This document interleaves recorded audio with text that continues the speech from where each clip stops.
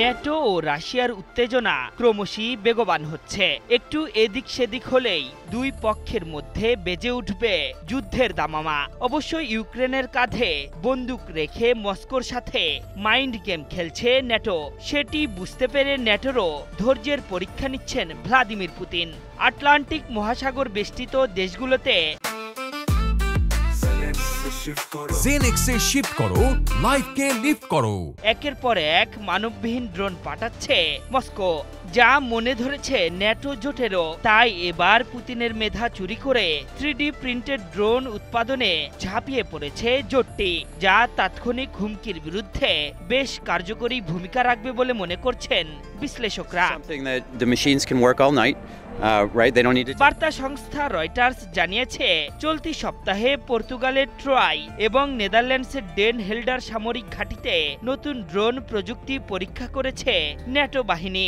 এই মহড়ায় আকাশপথ ও submarine drone ব্যবহার করে নজরদারি সক্ষমতা বাড়ানোর চেষ্টা করেছে ন্যাটো, যেখানে 3D প্রিন্টেড রিমোট কন্ট্রোলড নৌকা, সাবমেরিন ও অত্যাধুনিক সব ড্রোন তৈরি এবং পরীক্ষা করা হয়। স্বল্প মূল্যে উৎপাদিত এসব ড্রোন শত্রুর বিরুদ্ধে বেশ কার্যকর হবে বলে জানিয়েছেন ন্যাটো স্পেশাল অপারেশনস ফোর্সেস কমান্ডের chief of staff rear admiral Massimiliano Rossi.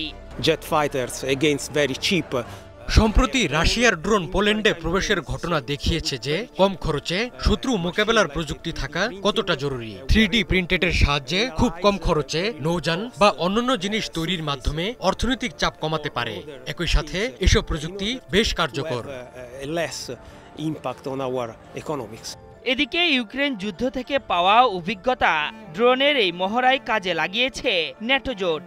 বিশেষত আকাশপথে ড্রোন ও মানববিহীন নৌযানের দ্রুত বিকাশ ইউক্রেন যুদ্ধে স্পষ্ট হয়েছে। মহড়ায় এমন সব সেন্সরের নৌকা ও সাবমেরিন ড্রোন তৈরি করা হয়েছে, যা উত্তর ও বাল্টিক সাগরে পাইপলাইন ও কেবল সহ গুরুত্বপূর্ণ পানির নিচের অবকাঠামোর হুমকি শনাক্ত করতে সক্ষম।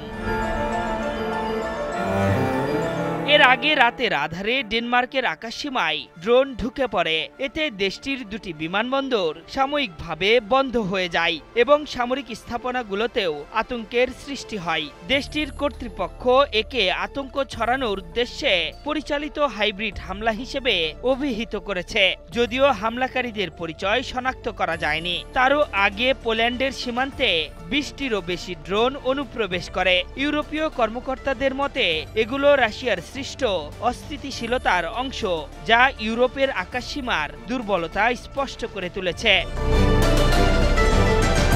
আশরাফুল ইসলাম, একা।